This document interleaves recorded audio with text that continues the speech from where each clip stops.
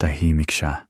Hindi pala sagot, hindi palaban, hindi rin pala sigaw. At dahil doon, iniisip ng marami na mahina siya. Pero ang totoo, ang tahimik na tao, ang pinakadelikado sa lahat. Sa video na ito, ipapaliwanag ko kung bakit ang taong hindi nagsasalita ng marami ay mas dapat katakutan kaysa sa taong palaging maingay, palaban, at puno ng salita.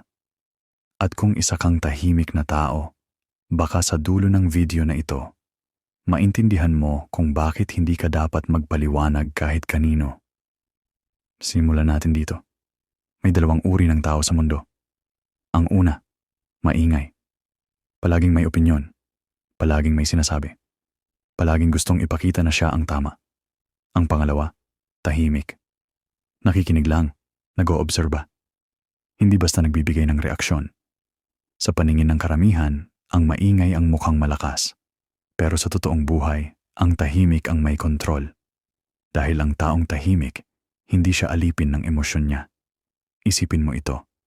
Kapag may taong galit na galit, sumisigaw, nagmumura, alam mo agad kung ano ang nararamdaman niya. Wala siyang tinatago, bukas ang lahat. Pero kapag may taong tahimik sa gitna ng gulo, hindi mo alam kung ano ang nasa isip niya. At ang hindi mo alam, iyon ang kinakatakutan ng utak ng tao. Ang katahimikan ay uncertainty, at ang uncertainty ay power. Maraming nagkakamali sa pag-aakala na ang katahimikan ay kahinaan. Pero ang totoo, katahimikan ay disiplina. Hindi lahat kayang manahimik. Hindi lahat kayang pigilan ang sarili na magsalita. Hindi lahat kayang magtimpi kapag may gustong patunayan. Ang taong tahimik ay hindi dahil wala siyang sasabihin. Tahimik siya dahil pinipili niyang huwag magsalita. At ang pagpili na iyon ang lakas. Tingnan mo ang mga taong palaging maingay. Kapag galit, sumisigaw. Kapag masaya, maingay. Kapag insecure, mas lalong maingay. Ang ingay, kadalasan, ay pagtatago ng kahinaan. Pero ang katahimikan, ito ay senyales ng kontrol sa sarili. Ang tahimik na tao ay mapanganib dahil hindi siya madaling basahin. Hindi siya madaling i-manipulate. Hindi siya basta-basta napapasok sa emosyonal na laro. Habang ang iba ay nag-aaksaya ng lakas sa pagsasalita, siya ay nag-iipon ng lakas sa pag-iisip. May isang katotohanan na ayaw aminin ng marami. Ang tunay na laban ay hindi sa bibig, hindi sa argumento, hindi sa sigawan. Ang tunay na laban ay sa isip. At ang tahimik na tao, doon siya nakatira. Kapag may problema, ang maingay ay agad nagre-react. Ang tahimik ay nag-a-analyze. Kapag may insulto, ang maingay ay agad gumaganti. Ang tahimik ay nag-iisip kung worth it bang sumagot. Kapag may provocation, ang maingay ay nasusunog. Ang tahimik ay nananatiling malamig. At sa mundong puno ng impulsive na tao, ang taong may kontrol sa emosyon ang palaging nauuna. Ito ang dahilan kung bakit maraming leader ay tahimik. Hindi dahil wala silang boses, kundi dahil alam nila kung kailan lang dapat magsalita. Ang salita ng tahimik na tao ay bihira, pero kapag nagsalita siya, may bigat. Dahil hindi siya nagsasalita para punuin ang katahimikan. Nagsasalita siya dahil may saysay. Ang maingay, palaging gustong mapansin. Ang tahimik, hindi kailangan. At ang taong hindi nangangailangan ng validation, siya ang may pinakamalakas na posisyon. Isipin mo ang isang leon. Hindi siya maingay araw-araw. Hindi siya palaging umuungal. Tahimik siya habang nagmamasid. Pero kapag kumilos na siya, wala nang atrasan. Ang katahimikan niya ay hindi kahinaan. Ito ay paghahanda. Ganyan din ang tahimik na tao. Habang ikaw ay nagsasalita, siya ay nagmamasid.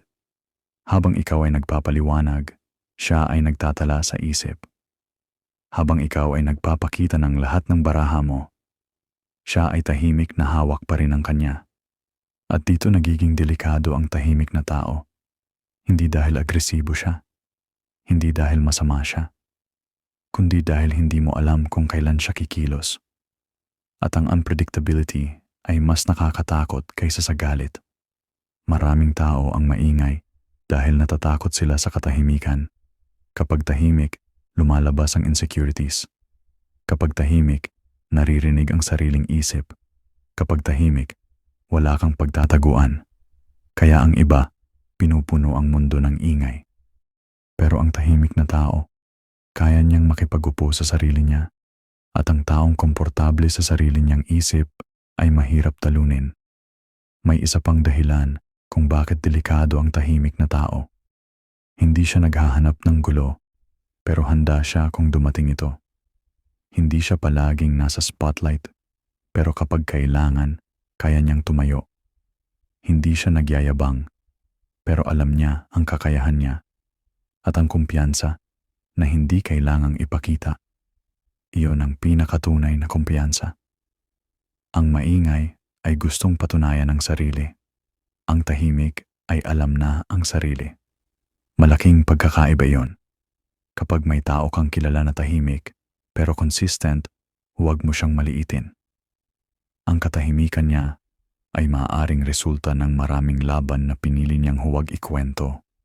Maraming tahimik ang dumaan sa sakit, sa pagkatalo, sa pagkabigo, at sa halip na sumigaw sa mundo, pinili nilang tumibay. Ang mundo ay puno ng ingay. Opinyon dito, reklamo doon, drama kahit saan. Sa ganitong mundo, ang katahimikan ay nagiging kakaiba, at ang kakaiba palaging pinagmumulan ng takot at respeto. Kung ikaw ay tahimik, tandaan mo ito. Hindi mo kailangang patunayan ang sarili mo sa lahat. Hindi mo kailangang sumabay sa ingay. Hindi mo kailangang ipaliwanag ang bawat kilos mo. Ang lakas mo ay hindi sa dami ng salita. Ang lakas mo ay sa kontrol mo sa sarili. At kung ikaw naman ay palaging maingay, baka oras na para magtanong ka sa sarili mo. Nagsasalita ka ba dahil may saysay? O dahil natatakot kang manahimik? Sa huli, ito ang aral. Ang maingay ay madaling pansinin. Pero ang tahimik ay mahirap kalimutan. Ang maingay ay mabilis uminit. Ang tahimik ay matagal kumilos, pero sigurado. At sa mundong ito, mas delikado ang taong may kontrol kaysa sa taong may ingay. Kung nagustuhan mo ang ganitong klaseng pag-iisip, kung ramdam mo ang mensahe ng katahimikan at lakas, huwag mong kalimutang mag-subscribe. Dito, hindi tayo sumisigaw para pakinggan. Tahimik tayong tumitibay. At tandaan mo ito, hindi lahat ng tahimik ay mahina. Minsan, tapos na siyang magpaliwanag.